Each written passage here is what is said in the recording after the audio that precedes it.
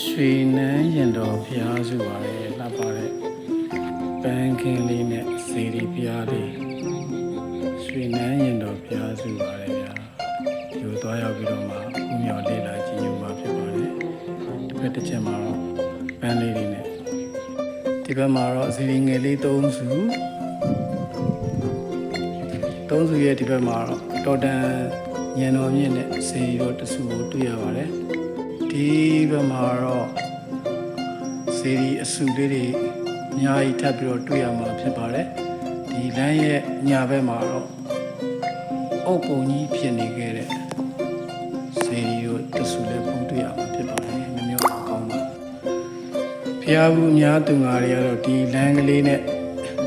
ဒီပန်းတန်းလေးကိုလာပြီးတော့မှအမတ်တရားဓာတ်ပုံတွေရိုက်ကြတာရှိတယ်ဆယ်ဗီတွေဆွဲကြ TikTok တွေဆော့ကြပေါ့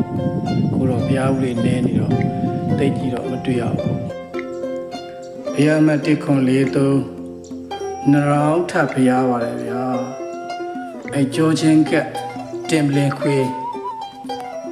နော်မူရဟန်ကတော့ဘူမိဖတ်တရာမူရမဟုတ်ပါဘူးအရှိပဲမျက်နှာစာမှာတော့ဘူမိဖတ်တာမူဒရာဟန်တောင်ဘက်မျက်နှာစာမှာတော့မတူညီတဲ့မူဒရာဟန်တစ်မျိုးနဲ့စေရီတော်တစုဖျားရှင်ကိုရောမျက်ကြည့်ကိုဖူးတွေ့ရမှာဖြစ်ပါတယ်အနောက်ဘက်မျက်နှာစာမှာတော့မယက်ကိုရောကြီးနဲ့ဟိုးမျက်နှာချက်ဒီမှာတော့နေရစေးပကြီးတွေတချို့ကိုကောင်းကောင်းမွန်မွန်တွေ့ရပါလိမ့်တယ်ဗျာနေဝင်ချင်းစီစာရေအောက်မှာလှချင်တိုင်းလှနေတဲ့အခန်းလမ်းကလေးတွေဒီလမ်းကလေးတွေကိုရှောက်တိုင်းစိတ်ထဲမှာတစ်ချိန်တစ်ခါတော့ဒီနေရာမှာရှိခဲ့သလားဘဝပေါင်းများစွာကျင်လည်လာခဲ့တဲ့လူဘဝတွေပကံမှာများလူဖြစ်ခဲ့ဘူးသလားဆိုတဲ့စိတ်မှာကြည်နူးလွမ်းဆွမှုဖြစ်ရတယ်ပကံမှာအများဆုံးတွေ့ရတာကတော့ဒီလိုဇေရီပုံစံလေးတွေအများဆုံးတွေ့တယ်ဟိုးဘက်မှာတွေ့ရတဲ့ဇေရီကကြတော့ပကံဖျားရဲ့လက်ရနဲ့မတူပြူခစ်ကဖျားစီဒီတွေနဲ့လည်းသွားတူတယ်နောက်တစ်ခါရခိုင်ဘက်ကရှိတဲ့ဖျားတွေနဲ့လည်းသွားတူဟိုးတောင်ပြားထဲမှာတော့ထူးခြားတဲ့